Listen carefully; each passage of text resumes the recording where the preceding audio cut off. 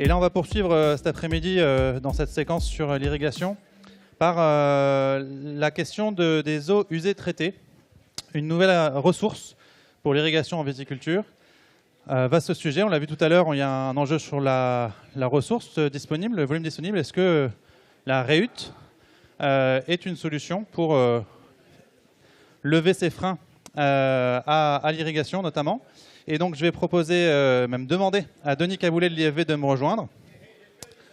Merci à tous de bien vouloir vous installer et écouter Denis. Et donc, Denis, on va parler, donc, tu travailles à l'IFV.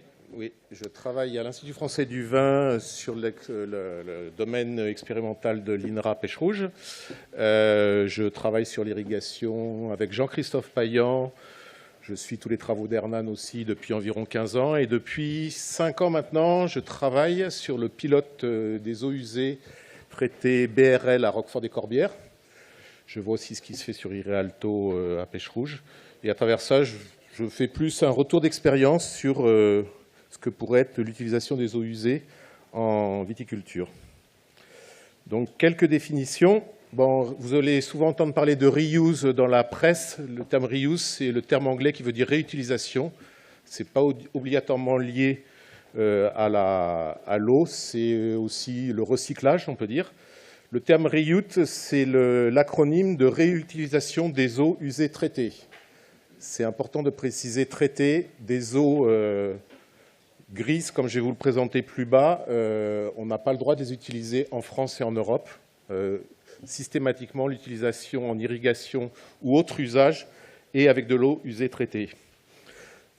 Une définition que j'ai trouvée dans la littérature, le but de la REUT est de fournir une quantité d'eau supplémentaire dont la qualité convient à un usage déterminé sans avoir à attendre une épuration par un cycle naturel. Si on prend le cas d'irrigation agricole, imaginez, sortie d'une station d'épuration, l'eau va dans la rivière, redescend dans une nappe un peu plus loin, vous la pompez avec un délai certain et vous réutilisez après une épuration naturelle. Là, directement, on va l'utiliser à la sortie de la station. Donc vient la notion d'économie circulaire de l'eau, avec donc, je dirais, 4 types d'eau si on veut comprendre le système que je vais vous présenter après. Les eaux brutes naturelles qu'on trouve en surface ou en profondeur, les eaux potables que vous utilisez à l'entrée de votre maison, les eaux usées, donc les eaux grises, les codes couleurs ont une importance parce que vous trouvez souvent ces utilisations dans la littérature, et les eaux usées traitées qui sont donc ni grises ni bleues, donc on va dire vertes, utilisables dans certains cas. Ce schéma un peu compliqué, vu le temps imparti, on ne va pas prendre tous les détails. Vous avez le petit cycle de l'eau à gauche où normalement, d'un usage domestique, on fait de l'eau usée, on la traite, on la renvoie au milieu naturel. Jusque-là, c'est ce qu'on fait quasiment partout en France et sur toutes les quantités d'eau. Et dans d'autres pays confrontés à plus de contraintes par rapport à la ressource, on ose utiliser ces eaux usées traitées. Ce que nous, on connaît, c'est la REUT directe sur quelques projets en France en viticulture ou autres cultures. Il y en a un célèbre pour les gens qui sont intéressés, c'est les pommes de terre de l'île de Noirmoutier. Pas de ressources en eau, production de pommes de terre primeur, donc toutes les eaux usées vont à la production de pommes de terre. Il y a des REUT indirectes, les projets sont en train de fleurir dans les Pyrénées-Orientales, et pas obligatoirement pour l'agriculture, pour voir que la situation est très catastrophique dans cette région, c'est que la commune de Cléra va réapprovisionner ses eaux usées pour maintenir son aquifère pour l'eau potable. Donc ça va un peu plus loin que de se dire un usage ciblé et avec une usine de potabilisation certainement entre les deux. On a un petit cas de recyclage des eaux de cave, on travaille un peu à l'IFV dessus. Le problème, c'est que les eaux de cave sont produites principalement en septembre, en petite quantité, et donc il faudrait attendre jusqu'en juillet-août pour les utiliser. Donc c'est un cas un peu à part. Denis, on comprend aussi avec ce schéma que l'eau usée, elle retourne classiquement dans le milieu. C'est-à-dire que ce n'est pas une eau perdue, et c'est une eau qui reste utile au milieu. quand un préfet donne l'autorisation, aujourd'hui, il y a une réglementation qui est en train de sortir, Nassim en parlera après moi, mais jusqu'à présent, les autorisations préfectorales, c'est des problèmes sanitaires et des problèmes environnementaux. Ça reste un prélèvement dans le milieu, ça pose des problèmes d'étiage l'été de rivières. Si on prend ce problème-là, à Roquefort-des-Corbières, c'est bien puisqu'on n'envoie plus d'eau dans la lagune avec des eaux qui ont encore quelques polluants, mais par contre, la petite rivière a un étiage encore plus bas. Donc ça pose la question aussi de où est-ce que se positionnent ces stations d'épuration. Voilà. Aussi, si quand elles sont près de la mer, on voit tout de suite l'intérêt, parce que bon, la mer, il y a plein d'eau. Par contre, si c'était de l'eau qui était rejetée dans la rivière, ça pose peut-être d'autres questions tout à fait. d'ordre environnemental. Okay. J'en parlerai un peu plus loin sur les problèmes par rapport aux zones côtières. Importance de la reuse. Alors on en parle beaucoup. Ces chiffres sont repris depuis début janvier ou début février, depuis qu'on sait que ça va être très très compliqué en zone méditerranéenne. Dans le monde, il y a 20 millions d'hectares irrigués avec des eaux usées, alors brutes ou diluées, pas traitées, puisqu'en fait, seuls 500 000 hectares, environ 2%, sont faits avec des eaux usées traitées. Il y a beaucoup d'endroits où on ne se pose pas trop de questions. On a besoin de l'eau, et de l'eau brute, sortie d'une ville, c'est très bien pour irriguer. Soit 10% des terres irriguées, c'est par rapport aux 20 millions d'hectares. Les pays en très forte tension, comme Israël, sont à 90% de réutilisation d'eau, soit 25% de leurs besoins globaux, et quasiment tout va pour l'agriculture. Post-traitement, là, pour le coup? Non. Directement. Beaucoup brut ou dilué, peut-être traité à certains endroits, mais c'est beaucoup du brut. Dans les pays du Maghreb, les taux de réutilisation sont de 25 à 30%, et puis plus proche de nous, 14% et 8% pour Italie et Espagne. Bon, en France, on est à 1% de réutilisation. Les explications, je les ai mis dans l'ordre de la tension sur la ressource, puisque j'ai l'impression qu'on en parle de plus en plus et on sait que la tension monte en France. La réglementation, et puis une conséquence des deux, la viabilité économique des projets, quoi. Quand on sera sauvé des hectares de vignes grâce à de l'eau, on acceptera peut-être économiquement d'investir.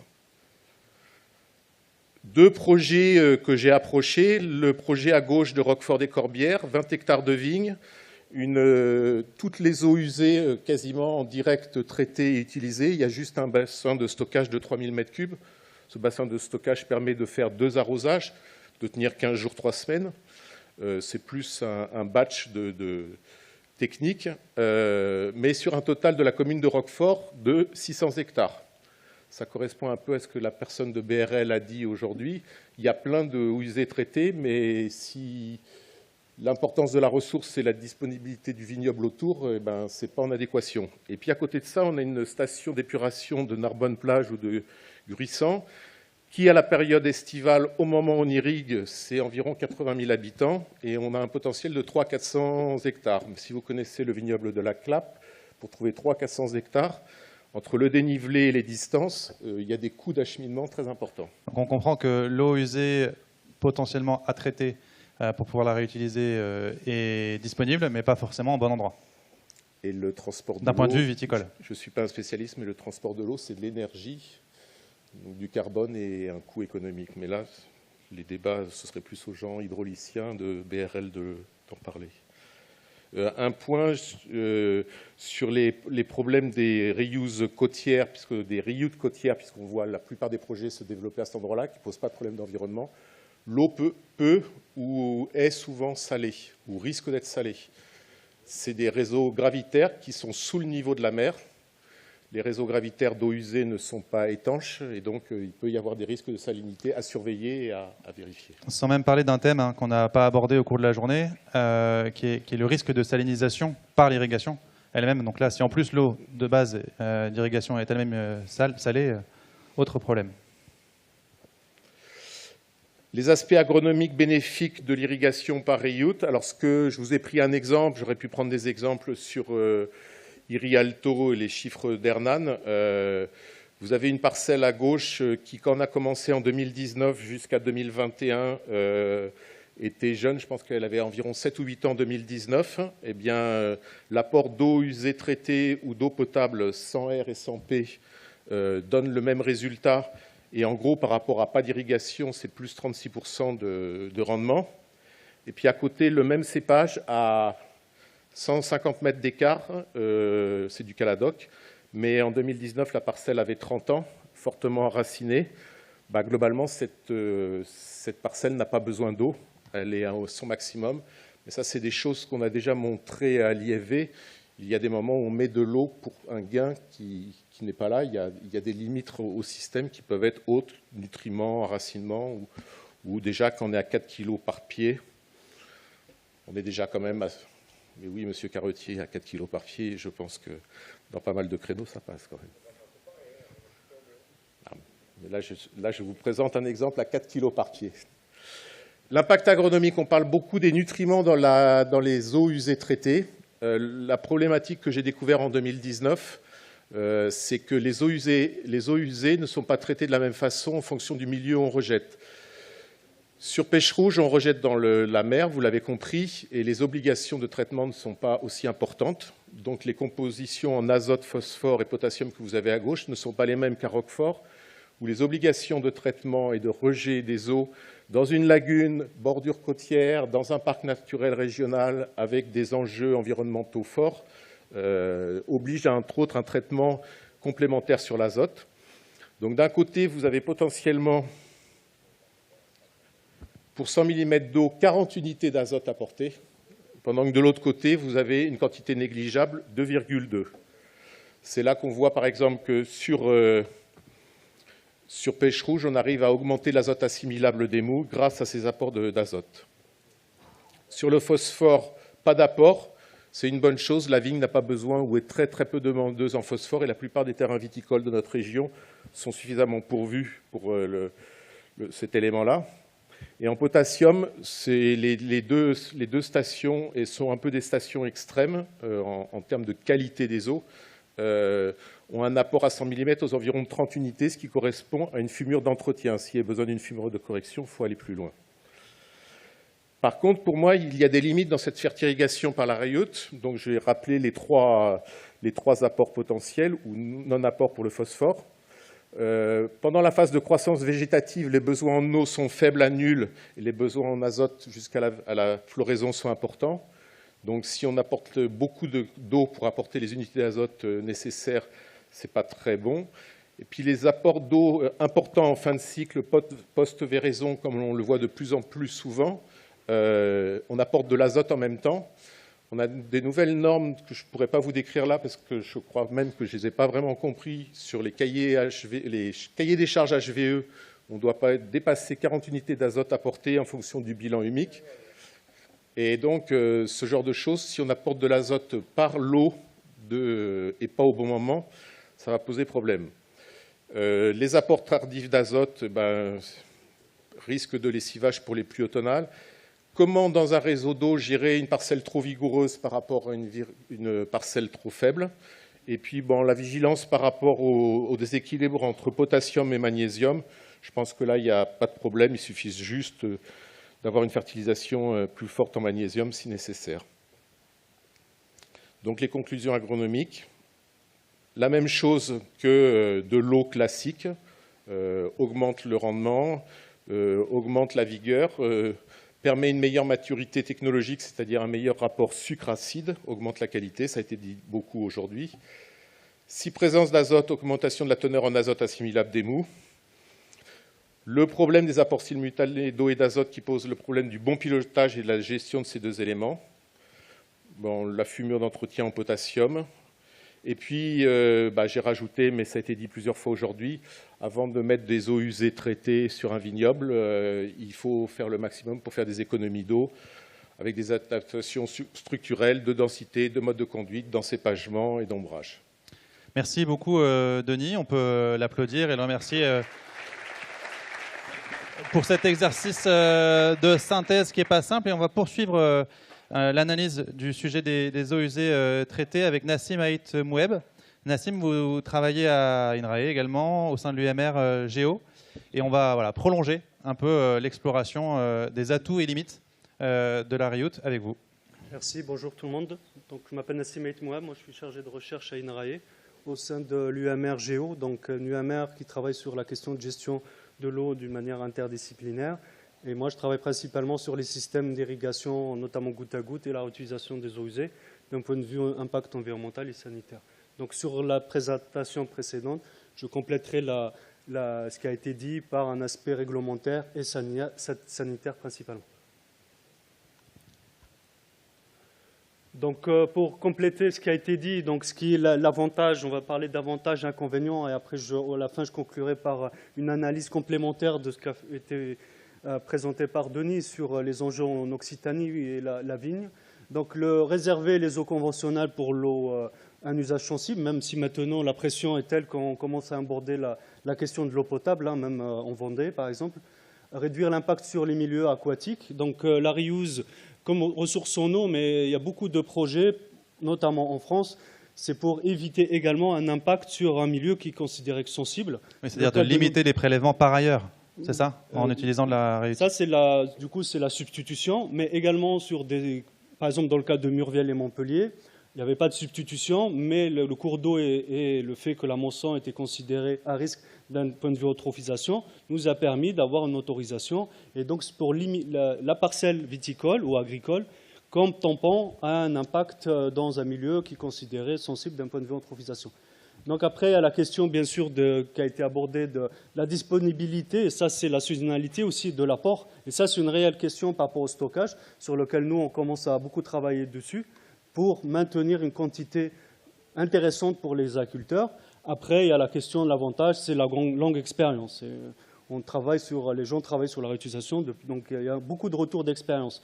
Mais l'inconvénient, c'est les systèmes d'irrigation. Nous, on travaille beaucoup sur le bouchage, notamment dans le cadre de Roquefort, les Corbières avec l'IFV, mais également la maintenance, l'installation. Ces eaux qui peuvent être potentiellement plus chargées, donc induire des surcoûts, on va dire.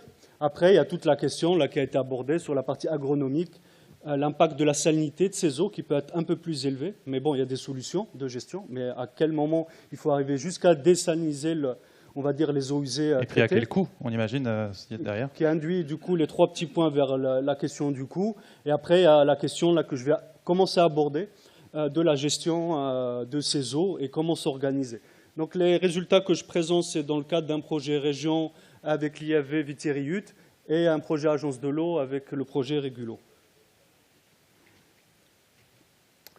Donc ça c'est rapide pour dire voilà ce que concrètement Géo, sur quelle partie sur la réutilisation dont on travaille au sein de notre UAMR, ça part du traitement, les systèmes d'irrigation, l'impact sur ces eaux d'un point de vue environnemental et agronomique, mais également sur des enjeux plus transversaux autour des gestions de l'eau et sciences politiques et sociologie autour de ces eaux.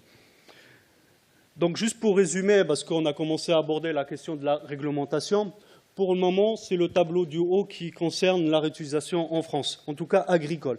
Parce que jusqu'à, on va dire, l'année dernière, le seul usage, on va dire, permis dans la réglementation, c'était l'agriculture et l'irrigation des golfs. Donc, pour le vigne, on était, grosso modo, la plupart du temps, si on était en goutte à goutte, sur de la qualité C.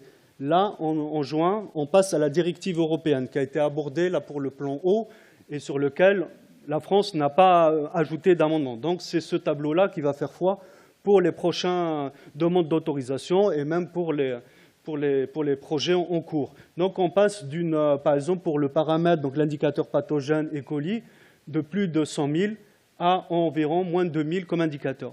Donc, ça a amené beaucoup de débats sur la viabilité des projets de réutilisation suite à ce passage à la directive européenne. Qui est plus stricte, c'est ça qu'il faut retenir ou... Et c'est là où il y a beaucoup de débats. On va dire, ça dépend de l'usage. Si on était sur un usage, on va dire, maraîchage en aspersion, on passait sur de la qualité A, qui est qualité très draconienne, qui est le cas de la réutilisation majoritaire, par exemple, en Espagne. Et là, on va retrouver des traitements très poussés, des coûts un peu plus élevés. Et donc, la justification de ces seuils pose beaucoup de questions dans la communauté. Voilà, on revient vite vers le coût. Et comment le justifier en sachant que ces paramètres-là, par rapport à la qualité A, on est au-dessous des qualités haute baignade. Alors que pour l'irrigation, on va dire goutte à goutte, vigne, c'est là où je dis qu'il y a quand même quelques avantages aussi, c'est qu'il y a moins de restrictions sur la question de l'aspersion, ça induit moins de contrôle, ça veut dire que le coût, avant, il y avait 4 indicateurs, donc un coût de 500 € grosso modo par mois, si on donne le chiffre sur notre plateforme de Murviel, on passe qu'un paramètre qui est E. coli en sortie, donc on baisse de 550 €. Là, on parle de coût d'analyse de l'eau ? Coût d'analyse. Mais il faut prendre en compte après le surcoût potentiel du traitement. Donc voilà un peu pour donner un peu et l'avantage, c'est que, on va dire, peut-être heureusement, il n'y a pas d'autres contaminants qui étaient potentiellement réfléchis au départ dans la construction de la directive, notamment les polluants émergents. Donc là, je vais présenter brièvement un peu nos cas d'études autour de la vigne. Donc Roquefort, ça a déjà été présenté. Et donc juste pour dire que le traitement bioactivé par traitement tertiaire concerne la chloration, l'UV, plus filtre à sable pour arriver à une qualité C. Et donc on va voir l'importance un peu des traitements. Et nous, contrairement à Murvel et Montpellier, on est toujours sur de la qualité C, mais on est resté sur un traitement secondaire avec une parcelle plutôt expérimentale. Là, on a un comparatif, par exemple, aux usés traités, au clair, et de l'instrumentation, et avec une pratique d'agroforesterie pour cette partie-là. Et on goûte toujours en goutte à goutte, avec un filtre plantaire aération forcée.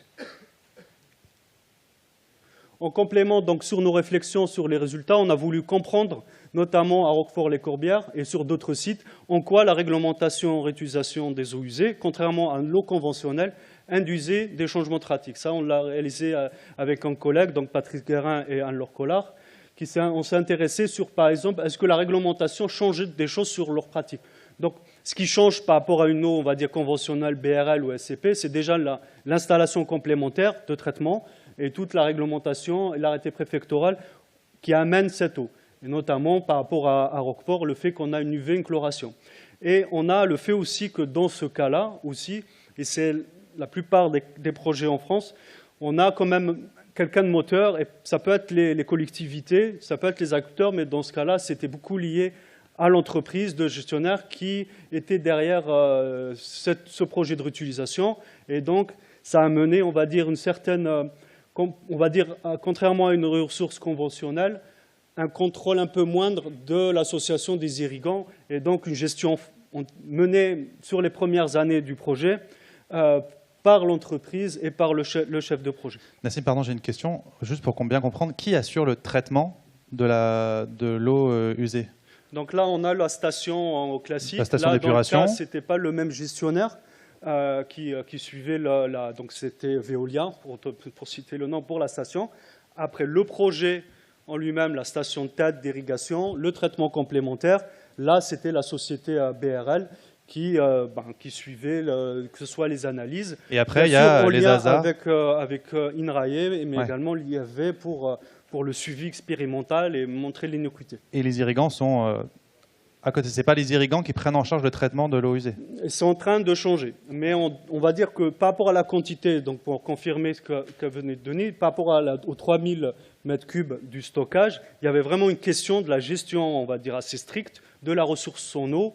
Et donc, on va dire, un compromis à trouver entre la quantité, le gestionnaire et l'ASL qui s'est mis en place autour de cette parcelle.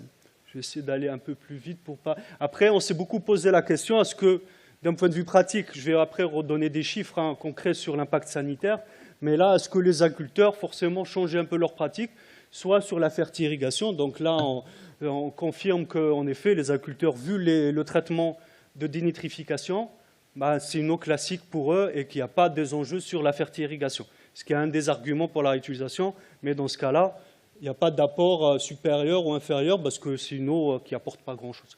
En tout cas, de ce point de vue-là. Mais d'un point de vue également pratique sur l'aspect sanitaire, ils la considèrent comme une eau classique, même pendant la période Covid. En tout cas, selon leur dire. Après, sur les questions de rendement, bon, ça c'était déjà présenté, mais la perception, c'est que ça ne changeait pas grand-chose. En tout cas, en comparaison avec l'eau conventionnelle ou sur des cépages. Ça, c'est du point de vue des agriculteurs, voilà, c'est pour, à dire de praticiens. Tout à fait. Après, voilà, il y a la question du coût qui s'est posée, en tout cas par rapport à ce projet, parce que le financement au départ était au niveau de l'agence de l'eau et de l'entreprise. Maintenant, il y a l'exploitation, on va dire, du site, et donc il y a beaucoup de questions autour qui sont résolues, mais qui ont posé un peu question au départ. Et après, ça revient après à la question de l'équité. Pourquoi c'est ces 15 hectares et pas les autres parcelles qui avaient des besoins, on va dire, d'un point de vue rétention en eau, qui étaient plus importants que cette parcelle-là. Et juste pour compléter par rapport à cette perception sur la fertirrigation, donc à Murviel et Montpellier, pour compléter les chiffres qui ont été donnés par l'IFV, dans notre cas, par rapport à ces apports, on a pu apporter jusqu'à 20 kg à l'hectare Mais en effet, du coup, il y a d'autres questions qui se posent et qui du coup, vont nous faire réfléchir sur l'intérêt de la fertirrigation, en tout cas pour le cas de la vigne, ce qui n'est pas le cas pour la salade, par exemple, que nous, on a suivi beaucoup. D'un point de vue sanitaire, donc en restant sur cette réglementation à Murviel sur la qualité C, on a voulu compléter certaines analyses. Là, c'est les analyses sur les eaux usées traitées, donc c'est les paramètres qu'on suit mensuellement, réglementairement. Donc sur les spores, les colis, bactériophages et entérocoques.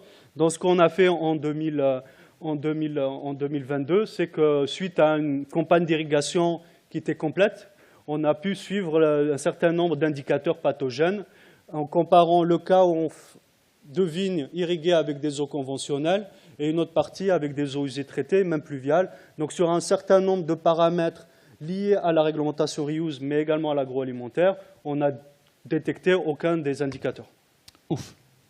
Bon, on s'attendait à ça, mais bon, toujours ça va est-il toujours mieux en le disant. Ouais. Toujours est-il, voilà, on a une volonté de publier ces résultats et ça rassure, bien sûr, c'est une des premières questions que tout le monde se pose, hein, bien sûr. Et donc là, sur le mou de raisin, on n'a pas retrouvé sur un certain nombre de cépages.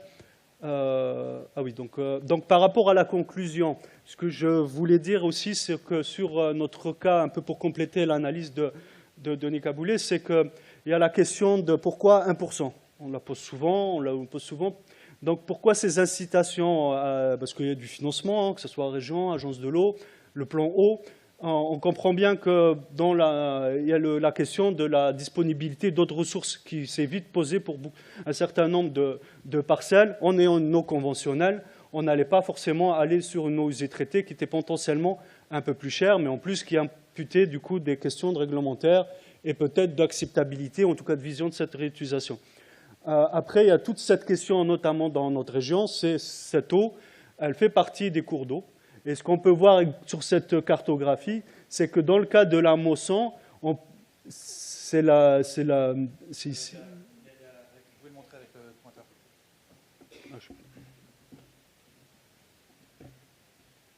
Donc c'est la... Il faut regarder là. Ah, d'accord, je me suis perdu. Donc voilà la Mosson. Et concrètement, l'été, on considère qu'un peu plus de 80%, et même jusqu'à 100% selon cette étude pendant plusieurs années, on a presque 80% qui sont liés à cette ressource eau usée, traitée. Donc, parce qu'il y a plusieurs stations qui rejettent dedans. Donc, quid de demain si on récupère l'eau en amont de ce qui restera au niveau de la Mosson. Donc, le syndicat de bassin et autres sont en train de réfléchir sur cette question du débit d'étiage, mais forcément, cette question se pose. Une des solutions sur lesquelles nous, on travaille, c'est cette question de stockage hivernal. Ça veut dire que pour les périodes où la question du débit d'étiage se pose un peu moins, c'est le meilleur moment pour stocker tout en laissant après le niveau nécessaire pendant les périodes estivales. Autrement dit, cette utilisation, dans ce cas particulier, de l'eau usée traitée, serait intéressant de la stocker en hiver pour pouvoir l'utiliser en été et pas la prélever au milieu à ce moment-là.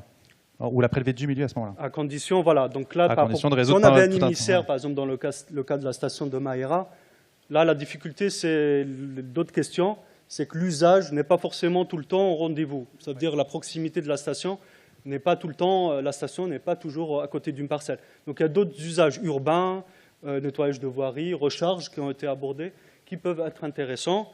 Et pour clore ça, donc, par rapport à cette démarche, dans le cadre de travaux avec la métropole, on est sur un montage d'un Living Lab. Donc, Living Lab, ça veut dire un observatoire, on va dire territorial, qui lie différents acteurs, notamment les décideurs, la chaire eau agriculture notamment, qui est ici présente, nos laboratoires, autour de ces réflexions sur ces territoires où il n'y aura pas d'eau, en tout cas qui ne va pas avoir de l'eau conventionnelle, comment on maintiendrait l'agriculture et même l'élargir, et quelles ressources on pourrait avoir, la reuse versus l'agroécologie, versus un peu cette réflexion systémique pour maintenir l'agriculture sur ces territoires. Et ça, c'est un travail qu'on débute avec la métropole et Déficlé, pour citer tout le monde. Merci. Merci beaucoup, Nassim. Donc voilà, il y a un potentiel de la RIOUT bien qualifié, et c'est ce qu'on a commencé à faire en vous écoutant avec Denis. Merci à tous les deux.